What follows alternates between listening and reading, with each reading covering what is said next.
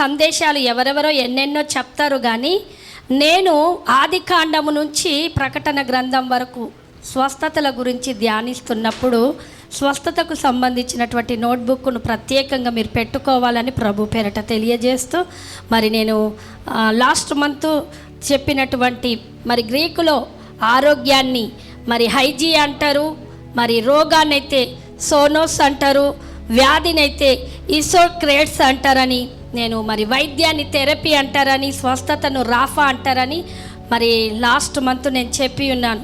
So ఈ వారం కూడా నేను స్వస్థత గురించి మరి కొన్ని మాటలు నేను త్వరగా నేను ఎంత ఫాస్ట్గా చెప్పాలనుకుంటానంటే మీరు అందుకుంటే ఫాస్ట్గా వెళ్ళిపోతా. ఆమెనానండి. మీరు గూడ్స్ ఫ్రెండ్ అయితే నేను గూడ్స్ పండ్ అవుతా. మరి మీరు గూడ్స్ సూపర్ ఫాస్ట్ ఎక్స్ప్రెస్ లాగా నాకు సహకరిస్తారో అది మీ మీద ఆధారపడి ఉంది. నేను సమయం మీరు ఆధారపడిన దాన్ని బట్టి నేను తొందరగా ముగిస్తాను. మీరు సమయానికి ఎక్కువ తీసుకుంటే నేను ఎక్కువ తీసుకుంటాను. సో ప్రభు నామానికి మరొకసారి మహిమను చెల్లిస్తూ గట్టిగా హల్లెలూయా చెప్దాము. గట్టిగా చప్పట్లు కొడుతూ దేవి నామాన్ని మహిమ పరుద్దాము. నేను ఒక ప్రశ్న అడిగి వాక్య భాగంలోనికి నేను ఎప్పుడైనా వాక్య సందేశం చెప్పే ముందు ప్రశ్నను తీసుకొస్తాను. మీరు నన్ను గమనించారో లేదు, ఎందుకంటే ప్రశ్నతో ఉత్సాహం వస్తుంది. హల్లెలూయా. ప్రశ్నతో జవాబు ఎక్కడుంది అని వెతుక్కోవడానికి మనము ఇష్టపడతాము. సాతానైతే మరి అవ్వ దగ్గరికి ప్రశ్నతో వచ్చింది. నేను ఆ రకంగా కాదు, కానీ దేవునిలో ఉన్న వాక్యము మీకు తెలియజేయడం కొరకు ప్రశ్నతో నేను వస్తాను. ఆమేన్. అయితే మొట్టమొదటిగా బైబిల్లో నాకు టక సమాధానాలు చెప్పాలి. మొట్టమొదటిగా బైబిల్లో స్వస్థత పొందుకున్న వ్యక్తి ఎవరు? వాళ్ళిద్దరు డిస్కషన్ అయిపోయింది. ఇప్పుడు మీరన్నా చెప్పండి. బైబిల్లో మొట్టమొదటిది స్వస్థత పొందుకున్న వ్యక్తి ఎవరు? పోనీ పుస్తకం పేరు చెప్పనా? ఇంకా నయమానికి ముందు ఎవరు పొందుకోలే చెప్పండి. సౌలట. మా మగవాళ్ళు పైన ఉన్న వాళ్ళు ఎవ్వరు ఏం సౌండే లేదు. మా అవ్వలు ఏది చెప్తే మేము అదే అంటున్నారు. అవ్వ కదా ముందు పండించింది, వీళ్ళ దగ్గర నుంచే వస్తుంది. ఏం లేదా? పాస్టర్లు వాళ్ళని పూజ చేయండి, ఆన్సర్లో కనపడతలేరు. సరే నేనే త్వరగా చెప్తాను. ఎవరు కిట్టి ఏం చెప్పినా ఆదాం చెప్పిరు. నేను గట్టిగా క్లాప్స్ కొట్టిపిస్తా జయ సిస్టర్ని బట్టి. గట్టిగా క్లాప్స్ కొట్టండి, గట్టిగా. ఎందుకంటే సాటి అయిన సహాయకురాల్ని తీసుకురావడానికి ఎక్కడి నుంచి వచ్చింది? ఎముక. ఎక్కడి నుంచి? జంతువుల ఎముకనా? పక్షుల ఎముకనా? ఆదాము శరీరములో ఉన్న ఎముకను బయటికి తీసినప్పుడు 2వ అధ్యాయం ఎవరు తీయకూడదు, రెఫరెన్సులు రాసుకోండి. ఆదికాండం 2వ అధ్యాయం 21వ వచనంలో ఆదాముకు గాఢ నిద్ర కలగజేసి ఆయన శరీరములో నుండి ప్రక్కటెముకను తీసివేసి ఆ శరీరాన్ని మళ్ళీ మాంసముతో పూడ్చెను. గాయము చేసింది దేవుడే, గాయము మాన్పింది, స్వస్థత పొందుకుంది, అస్వస్థత గురయింది. మొట్టమొదటిది బైబిల్లో అస్వస్థతకు గురైన వాళ్ళు ఎవరు? దేవుడి ద్వారా గురైన వాళ్ళు ఆదాము. స్వస్థత పొందుకున్న వాళ్ళు మీ మైండ్లో నుండి పోకూడదు. ఇది ఎవరన్నా చెప్పక, అందుకే నేను బైబిల్ బుక్ పెట్టమన్నా. బైబిల్ బుక్ పెట్టండి, నోట్బుక్ పెట్టండి, రాయండి. స్వస్థతకు స్పెషల్గా మీరు ఆ బుక్ దానికే కేటాయించండి. మొట్టమొదటిగా బైబిల్లో మరి ఆదాము గారు దేవుడు మరి ఇప్పుడు సీజరింగ్స్ ఏమంటారు, ఆపరేషన్స్ జరిగినప్పుడు, కుట్లేసినప్పుడు కొన్ని నెలల వరకు ఆ వ్యాధి, ఆ నొప్పి, ఆ బాధ పోదు. కానీ దేవుడు ఎంత గొప్ప దేవుడో కదా, ఆయనకు ఆపరేషన్ చేసి ఇమ్మీడియట్లీ స్వస్థతనిచ్చాడట. ఆమేన్. హల్లెలూయా. అక్కడి నుండి స్టార్ట్ అయింది మన దేవుడు యెహోవా రాఫాగా. అక్కడ నుండి స్టార్ట్ అయింది నేను స్వస్థపరచు దేవుడని అనిపించుకుంటానని. మహిమ శరీరానికి స్వస్థత ఉంటే, మరి ఈరోజు నేను చెప్తున్నాను, మహిమ శరీరాలకు స్వస్థత ఉన్నట్టుగా దేవుడు మాట్లాడుతున్నాడు. మట్టి శరీరాలకి స్వస్థత ఉంది. హల్లెలూయా. ఏ శరీరాలకి? మనం ఏ శరీరాలతో ఉన్నామో మట్టి శరీరాలతో ఉన్నాము. కీర్తన గ్రంథం 38వ అధ్యాయము చదివినట్లయితే మనం ముందుకెళ్దాం దేవుని బిడ్డలారా. 38వ అధ్యాయం ఒకసారి మరి 5వ వచనము నాకు సహాయం చేయాలని ప్రభు పేరట మీకు తెలియజేస్తా ఉన్నాను. నా మూర్ఖత వలన కలిగిన నా గాయములు దుర్వాసన గలవై స్రవించుచున్నవి. ఆమేన్. 3వ వచనములో కింది వచనం చదవండి సిస్టర్. నా పాపమును బట్టి నా ఎముకలలో స్వస్థత లేదు. నా దోషములు నా తల మీదుగా పొర్లిపోయినవి. నా తల మీద పొర్లిపోయబడునని. చాలు సిస్టర్, ఇప్పుడు నా వైపు చూడండి. మీకు చాలా ఇంపార్టెంట్ మాట నేను చెప్పాలని నేను ఆశపడుతున్నాను. ఫిజికల్ అంటే శారీర స్వస్థత దేని మీద ఆధారపడి ఉంది అని అంటే దేవుని వాక్యం మీద ఆధారపడి. నెంబర్ 1. రెండవది ఎక్కడ ఆధారపడి ఉందంటే ఆత్మీయత మీద మన శరీర స్వస్థత ఆధారపడి ఉంది. ఇప్పుడు బైబిల్లో చూసుకుంటే శరీర రోగాలు ఉన్నాయి, ఆత్మీయ రోగాలు ఉన్నాయి. కానీ శరీర స్వస్థత శీఘ్రంగా నీకు కలగాలి అంటే నీకు కావాల్సింది ఏంటిదో తెలుసా? ఆత్మీయతలో వెళ్ళే లక్షణాలలో నువ్వు కరెక్ట్గా ఉంటే నీకు స్వస్థత, శారీరక స్వస్థత ఖచ్చితంగా వస్తుంది. నేను వాక్యానుసారంగా చెప్తున్నాను. పితరులకు సంబంధించింది, లేకపోతే వంశపారంగా, లేకపోతే తిండి వల్ల, లేకపోతే ఏదో వాతావరణం వల్ల వచ్చే రోగాలు బైబిల్లో ఉన్నాయి. బైబిల్లో ఉన్నవే భూమి మీద జరుగుతున్నవి. ప్రతిదీ రానున్న దినాల్లో మీకు తెలియజేస్తాను. ఏ రోగం ఏ దాని నుండి వచ్చింది, ఎందుకు వచ్చింది, ఎట్లా స్వస్థపరిచారు. ఇప్పుడు మనం భూమి మీద నివసిస్తున్న ప్రతి క్రైస్తవుడు, క్రైస్తవురాలు, అన్యులు సహితము రోగాలతో, రుగ్మతలతో, వ్యాధులతో బాధపడుతున్నారు. కానీ అన్యులకి వైద్యం ద్వారా ఒక్కొక్కసారి స్వస్థత అందచ్చు, అందకపోవచ్చు. కానీ దేవుని బిడ్డలకు మాత్రము వైద్యం ద్వారా స్వస్థత అందినా అందకపోయినా దేవుని వాక్యం ద్వారా మాత్రం స్వస్థత ఉంది. ఆమేన్, హల్లెలూయా. దేవుని నామానికి మహిమ కలుగు. అందుకే మన శరీర స్వస్థత దేని మీద ఆధారపడి ఉందంటే ఆత్మీయ లక్షణం మీద ఆధారపడింది. అర్థమవుతుందా? మన శరీర స్వస్థత దేని మీద ఆధారపడి ఉంది? మన ఆత్మీయత మీద.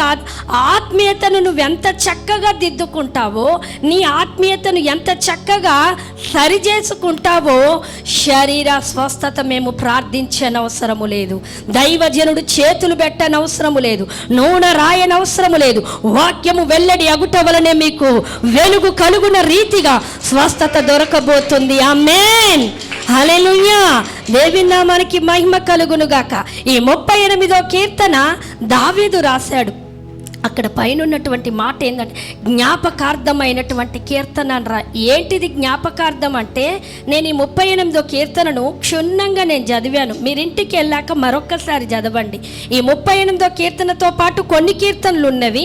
ఆ కీర్తనలో కూడా ఈయనకు జరిగిన సంభవము, ఏమంటారు, ఎక్స్పీరియన్స్ను ఆ యొక్క కీర్తనలో రాయబడినట్టుగా ఉన్నవి. కానీ ఈ 38వ కీర్తనలో ఆయనకు 3 రకాలైనటువంటి అనుభవాలు ఉన్నాయి. ఒకటి శరీర అస్వస్థత ఉంది. రెండవది ఆయనకు ఏముంది అంటే మానసిక వేదన ఉంది. ఎవరికి? దావీదుకి. మూడవది ఏంటంటే స్నేహితులు కావచ్చు, ఆత్మీయులు కావచ్చు, బంధువులుగా. ఇక్కడైతే ఈ చాప్టర్లో స్నేహితుల ద్వారా నవ్వుల పాలు, హేళన, ఈ పరిస్థితిని మనం అందరం ఎదుర్కొంటున్నామా లేదా? శరీర అస్వస్థత. రెండవది మానసిక వేదన, మానసిక ఒత్తిడి.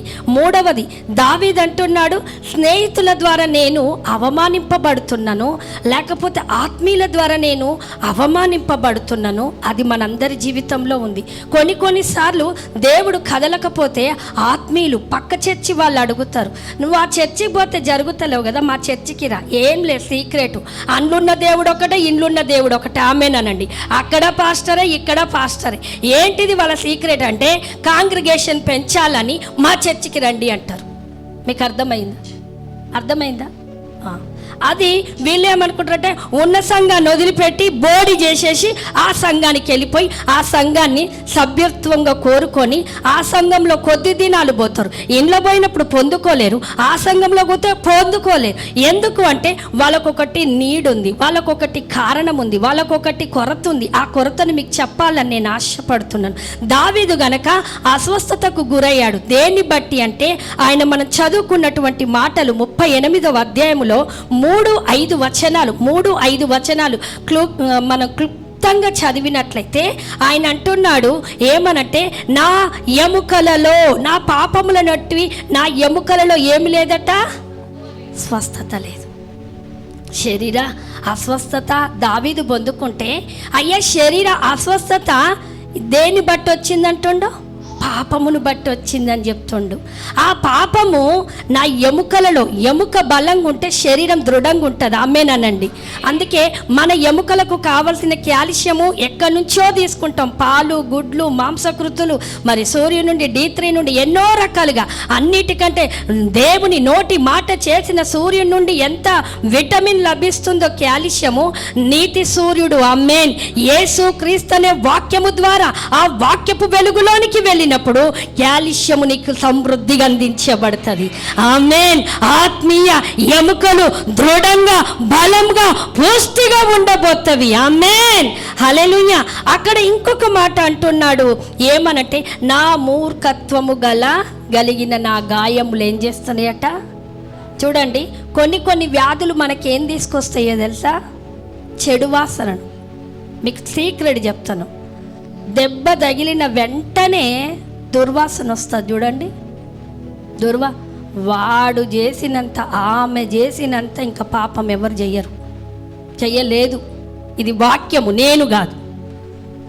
నా మూర్ఖత్వమును బట్టి నా గాయాలు దుర్వాసనతో, నిమిషములో, సెకండ్లో, గంటలో, రోజుల్లో వారి యొక్క వ్యాధి, వారి యొక్క బాధ, గాయానికి ఉన్న బాధ దుర్వాసన బయటికి తీసుకొస్తుందంట.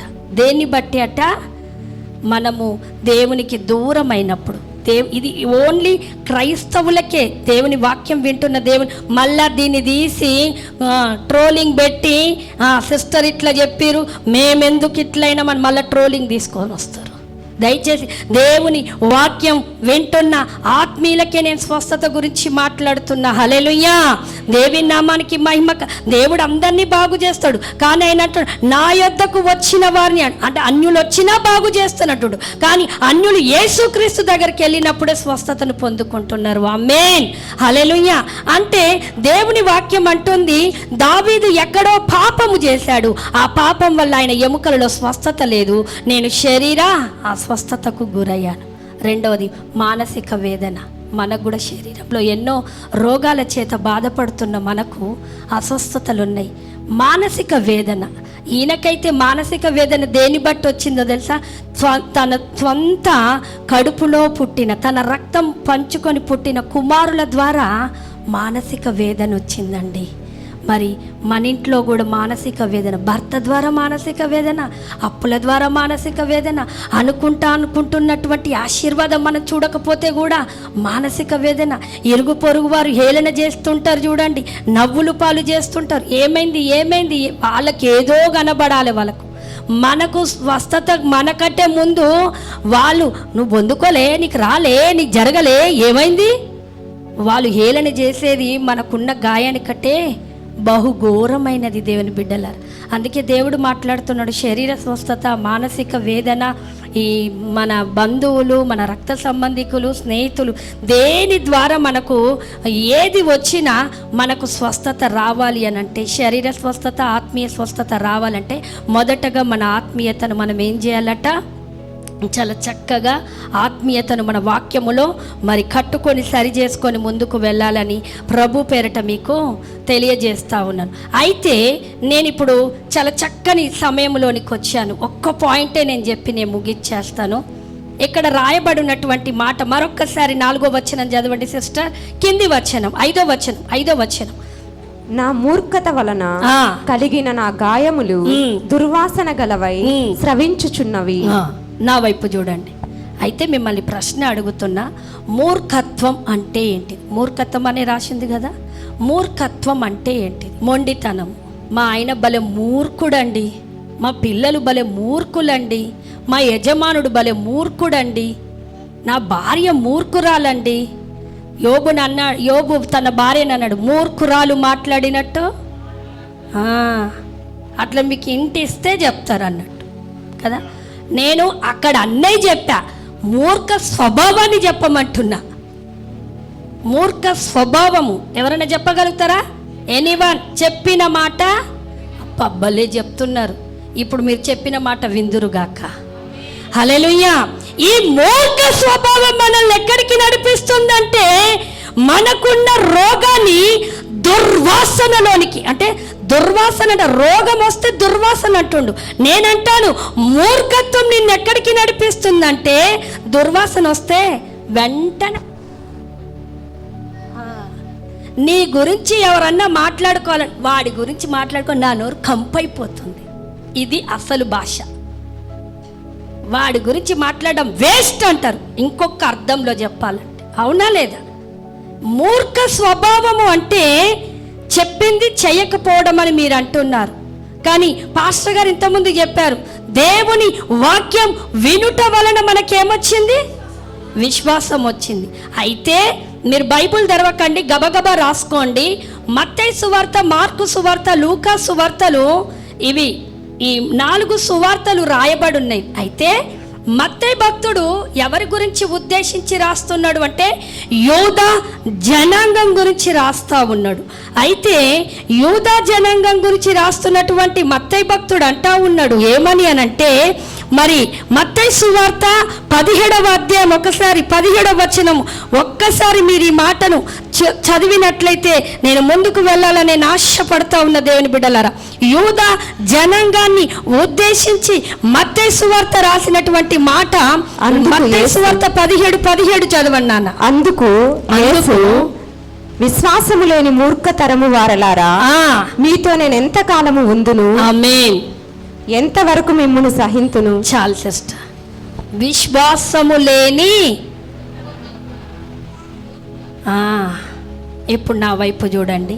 ఇది యూదులకు మత్తయి సువార్త ఆ జనాంగానికి రాశారు. మీరు మార్కు చూసినట్లయితే మార్కు భక్తుడు కొన్ని ఉద్దేశించి రాశాడు. అక్కడ ఏ ప్రాంతంలో? రోమా ప్రాంత ప్రజలకి రాశాడు. లూకా సువార్త ఎవరికి రాశాడమ్మా అంటే, గ్రీకు దేశ ప్రాంతములో గ్రీకు దేశ ప్రజలకి రాశాడు. మరి యోహాను ఎవరికి రాశాడు అంటే, సమస్త జనులకు రాశాడు. మీరు ఇది చాలా ఇంపార్టెంట్, మీరు రాసి పెట్టుకోవాల్సింది. అయితే మత్తయి సువార్త 17:17, లూకా సువార్త 9:4 సేమ్ వర్డ్ ఉంటుంది. 9:4 చదవండి సిస్టర్. లూకా సువార్త 9:4 చదవండి. అందుకు యేసు, విశ్వాసము లేని తరము, మూర్ఖతరము వారలారా, నా వైపు చూడండి.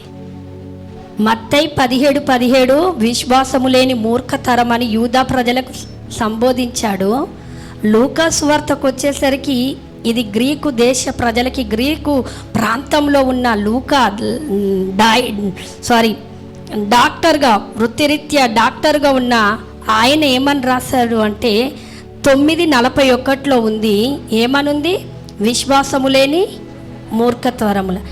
ఏంటిది అక్కడ జరిగిన సంభాషణ అంటే, యేసు ప్రభు లేనప్పుడు ఆయన దగ్గరికి నా వైపు త్వరగా ఎవ్వరు అటు ఇటు కదలద్దు. అలర్ట్గా ఉన్నవాళ్ళు అన్నవాళ్ళు ఆమెన్ చెప్తారా? నిద్రపోతున్నవారు హల్లెలూయా చెప్తారా? దేవి నామానికి మహిమ.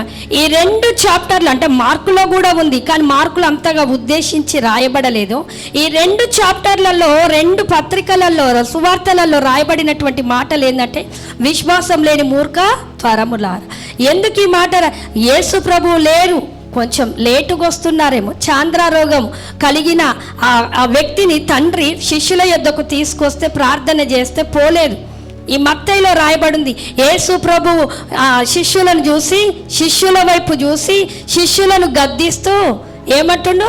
విశ్వాసము లేని మూర్ఖత, నేను ఎంతకాలం మీతో ఉంటాను. ఎవరితో అంటుండిది? శిష్యులతో అంటున్నాడు. నేను ఎంతకాలం మీతో ఉంటానని చెప్పి ఆ రోగాన్ని గద్దించి బాగు చేసి కుమారుణ్ణి తన తండ్రికి ఇచ్చి పంపించాడు. అయితే ప్రార్థన చేసే వాళ్ళకు విశ్వాసం ఉండాలి, ప్రార్థన చేయించుకున్న వాళ్ళకు విశ్వాసం ఉండాలి, అద్భుతము చేసే వాళ్ళకు విశ్వాసం ఉండాలి, అద్భుతము పొందుకునే వాళ్ళకు విశ్వాసం ఉండాలి. మీకు అర్థమైందా ఇప్పుడు?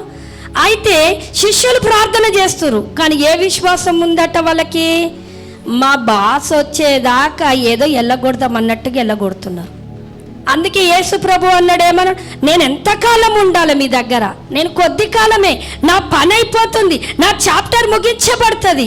విశ్వాసము లేని ఇప్పుడు మూర్ఖులు అంటే మనం చెప్పింది వినకపోతే మూర్ఖులు, అది మన లోకము అది. కానీ బైబుల్ చెప్తుంది మూర్ఖులు అంటే విశ్వాసం లేకపోతే మూర్ఖులు. సింపుల్ వర్డ్ కదా, చాలా చక్కగా ఉంది కదా. పక్కనున్న వారు విశ్వాసం లేదనుకో మూర్ఖురా. అందుకే యోబు భార్య అన్ని పోగొట్టుకున్నాక యోబును చూసింది. యోబుకి అన్ని పోతుంటే ఆమెకు పోలేదా? యోబు బాగలేకపోతే ఆమెకు బాగలేనట్టే కదా. ఆమె అంటుంది, ఇక నీ దేవుణ్ణి దూషించి మరణము గమ్మన్నది. ఆయన అంటున్నాడు, ఏమన్నాడు యోబు? మూర్ఖురాలు మాట్లాడు. ఏ మూర్ఖురాలు? విశ్వాసముతో చూడు అంటున్నాడు. ఆమేన్. విశ్వాసముతో దేవుని వైపు చూస్తే దేవుడు ఇవ్వాలనుకుంటే ఇస్తాడు, ఇవ్వద్దనుకుంటే ఇవ్వడు. ఇచ్చినా దేవుడే, ఇవ్వకపోయినా దేవుడు అంటున్నాడు. ఆమేన్. మూర్ఖత్వం అంటే ఏంటిదంటే విశ్వాసము లేకపోతే. ఈరోజు స్వస్థత మనకెందుకు లేకపోతుంది అనంటే మూర్ఖత్వము, విశ్వాసము లేకపోతే అనంటే మాకు ఉంది కదా సిస్టర్ అంటే నరాలలో చికెన్ బిర్యానీ తిన్నామంటే దాని రసము, దాని గ్రేవు, దాని టేస్టు ఎముకలన్నీ ఏం చేస్తుంది తెలుసా? రిసీవ్ చేసుకొని బలాన్ని శరీరానికి అప్లై చేస్తుంది. అవునా లేదా? అవునా లేదా? మరి దేవుని వాక్యము వింటున్నప్పుడు విశ్వాసం, ఏం వింటున్నావు? పరిస్థితులను మార్చగల దేవుడు ఉన్నాడని నువ్వు వినాలి. ఆమేన్. అసాధ్యమైనది సాధ్యము చేయగల దేవుడని వినాలి. హల్లెలూయా. అందుకే ఒక సేవకుడు ఒక మాట పాటగా రాశాడు. ఏమని తెలుసా? మనకు అద్భుతాలు చాలా రేరుగా జరుగుతాయి, మనకు సూచక క్రియలు చాలా రేరుగా జరుగుతాయి. శక్తివంతంగా ఆయన ఒక మాట రాశాడు, ఒక పాటగా రాశాడు. ఏమన్నా తెలుసా? అద్భుతాలు సాధారణం, సూచక క్రియలు సాధారణం. సాధారణమా? అయితే నాకు గర్భం తెరవబడతలేదే. యేసు నీలో ఉంటే, ఆ వాక్యంతో నడిపించబడితే మనం యేసు ఉందంటున్నాము, వాక్యం చేత మనం నడిపించబడతలేము. అందుకే మన శరీరాలకి స్వస్థత వస్తలేదు, ఆర్థిక ఇబ్బందులు పోతలేవు, పేదరికం పోతలేదు, గొడ్డు పరిస్థితులు పోతలేవు.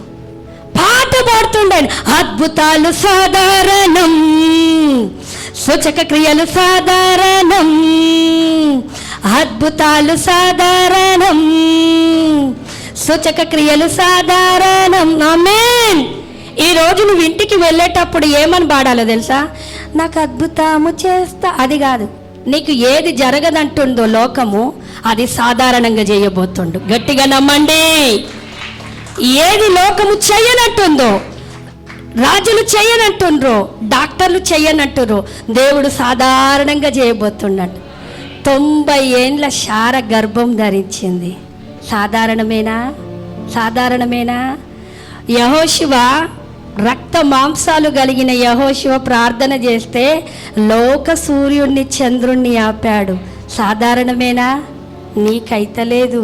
ఎందుకో తెలుసా? విశ్వాసం రావాలి. ఈ విశ్వాసమును ఇచ్చే, దాన్ని కొనసాగించే యేసు వైపు నువ్వు చూస్తుంటేనంట నీకు అద్భుతాలు సాధారణమంట, సూచక క్రియలు సాధారణమంట. హల్లెలూయా. రెండవది, ఇదే లూకా సువార్తలో 4:41 రాయబడింది. ఏమనంటే ఇదే సేమ్, ఇది శిష్యులకే చెప్పాడు, కానీ నేను మార్కు దగ్గరికి మిమ్మల్ని తీసుకొని వస్తున్నా. నా వైపు చూడండి. మార్కు సువార్త 9వ, ఎవరు తీయకూడదు, రాయాలి. నాకు సమయం లేదు, నేను త్వరగా చెప్పడానికే ముగిస్తాను. మీరు ఒకవేళ విన్నది మీరు ఒకవేళ గ్రహించకపోతే యూట్యూబ్లో మేము అప్లోడ్ చేస్తున్నాం. ప్రతి ఒక్కరు వినండి, షేర్ చేయండి, లైక్ చేయండి. ఎందుకు షేర్ చేయమంటున్నాం, లైక్ చేయమంటున్నాం అంటే మీకు చక్కటి సీక్రెట్ చెప్తాను, వినండి. మాకు యూట్యూబ్ మమ్మల్ని సపోర్టు చెయ్యాలంటే మీరు మాకు సపోర్టు చెయ్యాలి. అర్థమైందా? మాకు యూట్యూబ్ కొన్ని సపోర్ట్లలో ముందుకు తీసుకెళ్తుంది. మీరు లైక్ చేయకపోతే పాస్టర్ గారికి వాళ్ళు మెసేజ్ పెడుతున్నారు, ఏమన్నా తెలుసా, మీకు లైకులు ఎక్కువ ఉండాలి, వ్యూస్ ఎక్కువ ఉంటే మీరు తిరుగు లేకుండా యూట్యూబ్ ముందుకు వెళ్తారు సార్ అని మెసేజ్ వచ్చింది. జ్యోతి, వీళ్ళు లైకులు కొట్టరు, వీళ్ళు వ్యూసులు చూడరు, వీళ్ళు ఊసులు లెక్క పెట్టుకుంటా కూర్చుంటున్నారు, పక్కనున్న వాళ్ళు బంగారాన్ని చూస్తున్నారు, పక్కనున్న వాళ్ళు పట్టు చీరలు చూసుకుంటా కూర్చుంటే మనకేమీ జరగదు. ఈ వ్యూస్, ఈ లైకులు మాకేం కాదు, దేవుని వాక్యము విస్తరించబడుతుంది. ఆమేన్. అందుకే ఒక్కసారి యూట్యూబ్లో మరి అప్లోడ్ అయిన వెంటనే మీకు మెసేజ్ వచ్చినప్పుడు, ఆ వర్తమానం వచ్చినప్పుడు టకాల్ని ఇట్లా కొట్టలేరా? పక్కనున్నవారు చెప్పండి, ఎప్పుడు నువ్వు లైక్ కొట్టని చెప్పు. ఎప్పుడు నువ్వు లైక్ కొడుతుంటే మాకు సపోర్ట్ చేస్తుందండి, సంఘం మాకు సపోర్ట్ చేస్తుంది. యూట్యూబ్ సపోర్ట్ చేయొద్దండి. మీరు యూట్యూబ్ పరిచర్యను ఎంకరేజ్ చేయాలంటే అది నీలో ఉంది. ఆమేన్. హల్లెలూయా. ఈ రోజు నుంచి నేను యూట్యూబ్ పరిచర్యను నేను ఎంకరేజ్ చేస్తానని లైక్ చేయండి. ఆమేన్. అయితే మార్కు సువార్తలోనికి నేను వస్తున్న 9:23 అధ్యాయంలో 23వ వచనంలో ఉంటది. ఆయన యేసు ప్రభు మరి శిష్యులు ఇదే రోగము, ఇదే చాంద్ర రోగం నీళ్ళలోను అగ్నిలోను పడబేస్తుంటే మరి శిష్యులు ప్రార్థన చేస్తే వాళ్ళకు ఆ యొక్క వ్యక్తికి అద్భుతం జరగకపోతే యేసు ప్రభువు మరి అక్కడ ఆయన వాళ్ళను గద్దించినట్టుగా రాయబడలేదు. ఏమంటున్నాడు తెలుసా, తిన్నగా తండ్రి దగ్గరకు వచ్చాడు. తండ్రి అంటున్నాడు, నీ శిష్యుల దగ్గరకు వచ్చాము, వాళ్ళ వల్ల కాలేదు, కానీ నీ వల్లనైతే నువ్వు చెయ్యగలిగితే నువ్వు చెయ్యి అని అంటే అప్పుడు ప్రభు అంటున్నాడు ఏమన్నా తెలుసా, 9:23 సిస్టర్ కొంచెం చదవండి, ముందుకు వెళ్ళిపోదాం. అందుకు యేసు నమ్ముట నీ వలనైతే నమ్మువానికి సమస్తమును సాధ్యమే. నమ్మువానికి సమస్తమును. ఇక్కడకు వచ్చేసరికి నమ్మడం అని అన్నాడు. విశ్వాసం ఉంది కానీ నమ్మడము, వాళ్లకు చేస్తాడని నమ్ముతాం, ఎవరికి చేస్తాడని నమ్మమంటుండు. అయ్యా నువ్వు ఎందుకు కుమారుణ్ణి తీసుకొచ్చినావంటే అందరికీ చేస్తుండని తీసుకొచ్చిన అంటుండు. అర్థమైందా ఇప్పుడు నీకు సబ్జెక్ట్? ఎందుకు యేసు ప్రభు దగ్గరికి రోగముతో వచ్చామంటే అందరికీ చేస్తున్నామని వచ్చిన, ప్రత్యేకంగా నా కొడుకునే దర్శిస్తావని నేను అనుకొని రాలేదు. అర్థమైందా ఇప్పుడు సబ్జెక్ట్? మీకు మ్యాటర్ అర్థమైందా? అందుకే నమ్ముట నీ వలనైతే నమ్మువానికి. అప్పుడు ఆ తండ్రి నాకు అపనమ్మకము ఉండకుండా సహాయము దే. విశ్వాసము నువ్వుంటే మూర్ఖత్వంలోనికి వెళ్ళవు, కానీ విశ్వాసం ఒక్కొక్కసారి నిన్ను అపనమ్మకంలోనికి పడవేసినప్పుడు మూర్ఖురాలు మాట్లాడినట్టు ఎట్లా వాళ్ళకే జరుగుతాయండి, మనకు జరగయండి.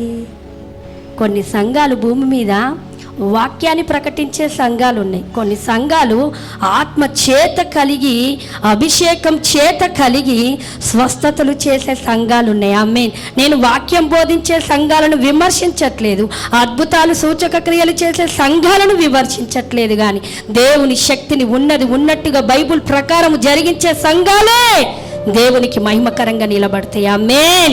హల్లెలూయా. నేనంటాను విశ్వాసము అవిశ్వాసములకు ఒక్కొక్కసారి మార్చబడుతుందేమో, కానీ నువ్వు నమ్ము, నాకే జరుగుతుందని నమ్ము. అప్పుడు నువ్వు మూర్ఖురాలు మాట్లాడినట్టు ఇప్పుడు ఈరోజు మీరు అందరు ఇక్కడి నుంచి పోయేటప్పుడు ఏమనుకోవాలి తెలుసా, స్వస్థతలు ఎవరికి? గర్భఫలం లేని వాళ్ళు నీకు గర్భం తెరవబడతారు, నీకు తెరవబడ్డదా అండి అని అడుగుతారు, అవునా లేదా? అప్పు బాధలు ఉండేవాళ్ళు, అప్పు బాధ మీ ఆయన అప్పు బాధలు అన్నీ తెలుసుకొనినా, అమ్మా నాకు జరుగుతున్నాయి, నేను పొందుకుంటున్నా, మీరు పొందుకుందురుగాక. హల్లెలూయా. నమ్మకం ఏంటంటే నీకు సంబంధించింది, ఇతరులకు సంబంధించింది కాదు. విశ్వాసము ఒక్కొక్కసారి అవిశ్వాసంలో నడిపించబడ్డా, అవిశ్వాసంలోనికి పక్కకు వెళ్తున్నా నమ్మకము నాకే చేస్తాడు, ఇది నా కుటుంబానికి, నా పిల్లలకి, నా జీవితానికి ఖచ్చితంగా స్వస్థతను ఇవ్వబోతుండు. ఆమేన్. హల్లెలూయా. ఎందుకు మనము విశ్వాసంలో నుండి అవిశ్వాసంలోనికి, ఎందుకు మనము సాత్వికులేడా, ఎందుకు మనము మరి విశ్వాసం నుండి అవిశ్వాసంలోనికి, నమ్మకం నుండి అపనమ్మకంలోనికి ఎందుకు వెళ్తామంటే ఈ మాట చెప్పి నేను ముగిచ్చేస్తాను దేవుని బిడ్డలారా. చూడండి, పేతురు కుక్క తన వాంతికి కుక్క తన వాంతికి తిరిగినట్టును కుక్క కడగబడిన తన వాంతికి తిరిగినట్టును మ్మ్. కడుగబడిన పంది మ్మ్. బురదలో దొర్లుటకు మళ్ళినట్టును అను నిజమైన సామెత చొప్పున వీరికి సంభవించెను. హల్లెలూయా. సామెతల గ్రంథం 26:11 చదవండి సిస్టర్. సామెతల గ్రంథం 26:11. తన మూఢతను మరలా కనబరచు మూర్ఖుడు కక్కిన దానికి తిరుగు కుక్కతో సమానుడు. హల్లెలూయా. మూర్ఖుల స్వభావము ఏందట? విశ్వాసం లేకపోతే మూర్ఖులు. మూర్ఖులు కక్కిన దానిని ఏం చేస్తారట? తిరిగి. కుక్క స్వభావం ఏంటిది? కక్కేస్తుందట. కక్కిన దాన్ని మనం పాడేస్తాము. ఎవరు ఇష్టపడరు. ఆ వాంతు చేసింది ఇంకొకరు వామిటింగ్స్ అయిపోతాయి. కానీ కుక్క స్వభావం ఏమంటుందంటే, కుక్క మళ్ళీ వామిటింగ్ చేసింది మళ్ళీ రిసీవ్ తన నోటి ద్వారా తీసుకుంటుందంట. మూర్ఖుని స్వభావం ఏంటంటే అవిశ్వాసంలోకి విశ్వాసంలోనే ఉండాలి. నువ్వు అవిశ్వాసములో అపనమ్మకములో పడిపోతున్న ప్రతిసారి కుక్క స్వభావం వస్తుంది. ఈ రోజు దేవుడు మాట్లాడుతున్నాడు. అందుకే పేతురు అంటున్నాడు, కుక్క తన వాంతికి తిరగబడినట్లు పంది బురదలోనికి వెళ్ళినట్లు కడగబడిన పంది. అమ్మా, నువ్వెందుకు మూర్ఖురాలులా మాట్లాడు? అందరికీ జరుగుతుంది, నాకు జరుగుతుంది. వాళ్ళకే అవుతున్నాయి, నాకైతే వీళ్ళకే చేస్తుండే, నాకు చేయట్లేదు. దేవుని బిడ్డలారా, మూర్ఖుల స్వభావము కుక్క స్వభావము. మీరు మత్తయి సువార్త 15వ అధ్యాయంలో ఎవరు తీయకూడదు. కనాను స్త్రీ ఎవరితో పోల్చుకుందండి? మరి కుక్కతో పోల్చుకుందండి. మరి ఈ కుక్క ఎక్కడదండి అంటే, కుక్క హీనమైనది, కుక్క నీచమైనది, తగ్గింపుతో పోల్చుకుంది. కానీ కుక్కలో ఉన్న లక్షణాన్ని తెచ్చుకోలేదు. చప్పట్లు కొట్టి దేవున్నామని మహిమపరచ. మనము తగ్గించుకునే స్వభావములో ఉండాలి. స్వస్థత కోసం దీనత్వము కలిగి ఉండాలి దేవుని బిడ్డలారా. అందుకే దేవుడు అంటా ఉన్నాడు, వారి మొరను విని నేను ఎట్లా మొరను విని స్వస్థపరుస్తా? వారు దీనులుగా ఉన్నప్పుడు, వారు తగ్గింపుతో మొరపెట్టినప్పుడు స్వస్థత శీఘ్రముగా వస్తుందట. మూర్ఖుల స్వభావం ఉండద్దట. మూర్ఖుల స్వభావము దేనితో సమానం అంటుండు? అమ్మా, మీరు మూర్ఖుల ముత్యాల? పక్కనున్న వారిని చూడండి. ముత్యాలను ఏడేస్తాము బీరువాలో, లేదంటే అమ్మాయిల మెడల. ఇప్పుడు అబ్బాయిలు పెట్టుకుంటారు. మొన్న షాపుకి వెళ్తే ఆ బ్యాంగిల్ అంటే జంటదండి అంటుండు. నిజంగా ఆ బ్యాంగిల్ బాగుందని అడిగితే కిట్టు లాంటి అబ్బాయి అంటుండు, మేడం అది జంటుది, మళ్ళీ దానికి అన్ని స్టోన్లు ఉన్నాయి. జంటేసుకో. అవును మేడం, ముత్యాలు కూడా వీళ్ళకే అయిపోతున్నాయి అంట. అయ్యా, అప్పుడు ముత్యాల లాంటి భార్య వస్తుందో రాదో నాకు తెలియదు. మరి ముత్యాలు వేసుకుంటా కూర్చుంటే బైబుల్ ఏం చెప్తుంది? మగవాళ్ళనే ముత్యాలని చెప్పలే, ఆడవాళ్ళని ముత్యాలని చెప్పిండు. మరి మీరు వేసుకుంటే ఎట్లనైనా మాకు కరువు అయిపోతుంది, మాకు లోటు చేయబడుతుంది. జాగ్రత్త సుమా. పైనున్న వారు మీరు కూడా వాళ్ళే ఆడవాళ్ళు చెవులు గుట్టించుకుంటారు, మొగోళ్ళు కూడా చెవులు గుట్టించుకుంటారు. ఆడవాళ్ళు గాజులు వేసుకుంటారు, మొగోళ్ళు కూడా గాజులు వేసుకుంటారు. ఆడవాళ్ళు జుట్టు అంటే మాకు పెంచమని చెప్పింది. మీకెవరు చెప్పారు పెంచమని? గిటార్ వాయించేటోళ్ళని చూడాలి, సంగీత మాస్టర్లు, వాళ్ళ జుట్టు ఇట్ట.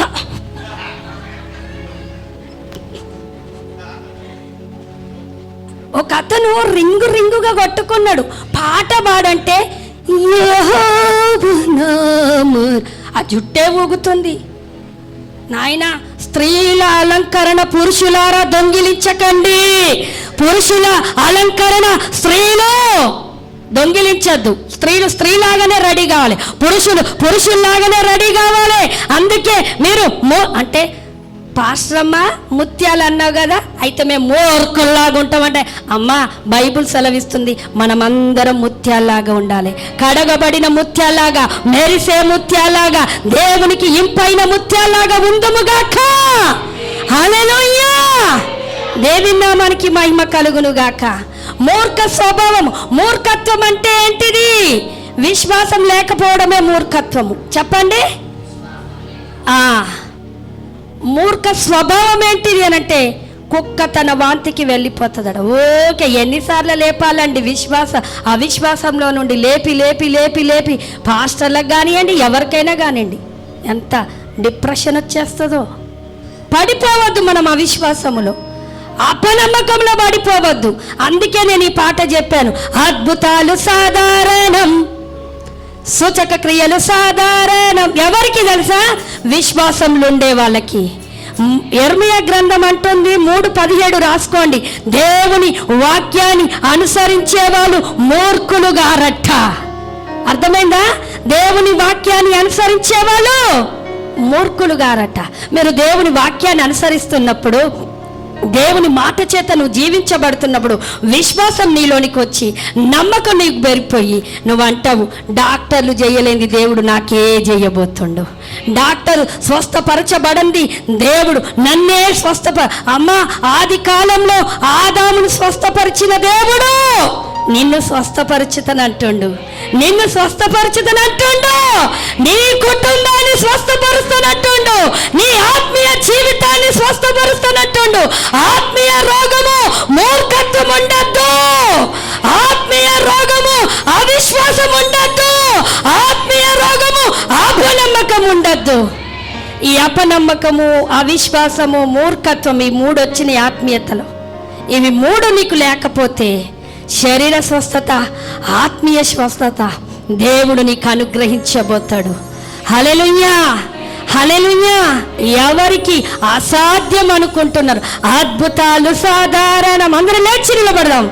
సూచక క్రియలు సాధారణం, అద్భుతాలు సాధారణం, సూచక క్రియలు సాధారణం. పలుకుదాం, అద్భుతాలు సాధారణం, సూచక క్రియలు సాధారణం, అద్భుతాలు సాధారణం, సూచక క్రియలు సాధారణం.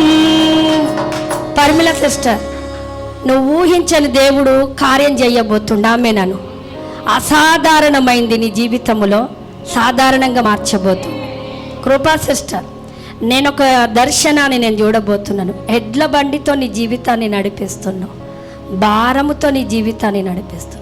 దేవుడు సాధారణంగా నడిపించబోతున్నాడు. అసాధారణమైన జీవితములో పరిస్థితిలోనికి సాధారణమైనటువంటి అభిషేక స్వస్థత నీ మీదికి రాబోతుంది. అద్భుతాలు సాధారణం, సూచక క్రియలు సాధారణం, అద్భుతాలు సాధారణం, సూచక క్రియలు సాధారణం, అద్భుతాలు సాధారణం, సూచక క్రియలు సాధారణం. హల్లెలూయా. మీకు గడ్డుగా కరుడు గట్టిన ఏ పరిస్థితి ఉందో ఒకసారి చేతులు చూపిస్తారా? నా వల్ల అయితలేదు ఈ పరిస్థితి. శరీర స్వస్థత కావచ్చు, మీ కుటుంబ పరిస్థితి కావచ్చు, నా వల్ల నేను చేయలేకపోతున్నా అన్న వాళ్ళకి దేవుడు శుభవర్తమానం తెలియజేయబోతుండే. ఏంటిదో తెలుసా? హెబ్రీలకు రాసినటువంటి పత్రికలో మరి 13వ అధ్యాయంలో దేవుని ఆత్మ నన్ను ప్రేరేపిస్తుంది. ఇశ్రాయేలు ప్రజలు పాత నిబంధనలో బలి అర్పించాక కళేబరాల్ని గుడారం అవతల దహించి వేయాలి. కానీ యేసుక్రీస్తు ప్రభువారు ఎక్కడ సిలువ వేయబడ్డాడు అంటే ఊరి వెలపల, గవిని వెలపల ఆయన శ్రమ పొంది మరణము నొందాడు. ఎందుకు ఊరి లోపలికి రాలేకపోయాడు అని అంటే దేవుని వాక్యాన్ని ఉన్నట్టుగా జరిగించాడు. నీ జీవితంలో ఏది నీ ఇంటిలో నుండి వెళ్ళిపోయిందో, అమ్మేనండి, స్వస్థత వెళ్ళిపోయిందా, ఆర్థిక సంపాదన వెళ్ళిపోయిందా, శాంతి వెళ్ళిపోయిందేమో, దేవుడు అంటున్నాడు, నేను గవిని వెలుపలనే మరణము నొందాను, మళ్ళీ అది తిరిగి నీకు రాబోతుంది. గట్టిగా నీ జీవితంలోనికి రాబోతుంది, నీ కుటుంబంలోనికి రాబోతుంది, సాధారణంగా రాబోతుంది, దివ్య శక్తితో రాబోతుంది. అద్భుతాలు సాధారణం, సూచక క్రియలు సాధారణం, అద్భుతాలు సాధారణం, సూచక క్రియలు సాధారణం. పడదాం.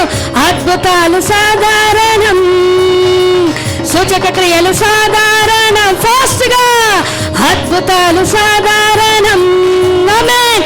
సూచక క్రియలు సాధారణం, అద్భుతాలు సాధారణం. అద్భుతాలు సాధారణం. కన్ను మూసుకుందాము. ఈ అద్భుతాలు సూచక క్రియలు నీకు సాధారణంగా కావాలంటే దేవుని వాక్యము చేత నువ్వు నింపబడు. దేవుని మాటను నువ్వు అనుసరిస్తే మూర్ఖులు మాట్లాడినట్టు నువ్వు మాట్లాడవు, మూర్ఖురాలు చూసినట్టుగా నువ్వు చూడవని దేవుడు మాట్లాడుతున్నాడు. ఈ సంఘాన్ని సాధారణమైన అద్భుతాలలోనికి, ఏ క్యాన్సర్ ఉన్నా, ఎయిడ్స్ సైతము, HIV సైతము, మందులు లేని ఏ రోగాలు ఉన్నాయో సంఘానికి దేవుడు మాట్లాడుతున్నాడు. సాధారణంగా చేయబోతుండంట, సాధారణంగా చేయబోతుండంట. అసాధారణమైన దేవుణ్ణి కలిగితే సాధారణంగా జరగబోతుంది. ఒక మనిషికి జరిగినట్టుగా జరగబోతుంది, ఒక మెడిసిన్ రూపకంగా జరిగినట్టుగా జరగబోతుంది. అదే దైవిక స్వస్థత నీ శరీరము, అదే దైవిక స్వస్థత నీ ఒంటికి, నీ కుటుంబానికి ఇవ్వబోతుండు.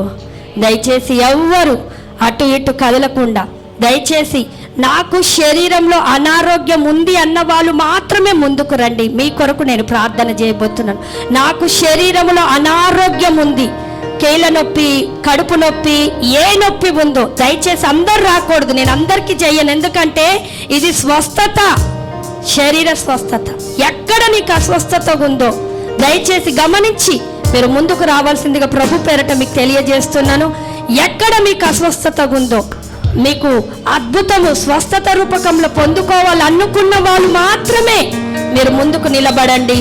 మరి కిట్టు పాట పాడుతుంటాడు, ఆయన నిన్నే నేను నమ్మి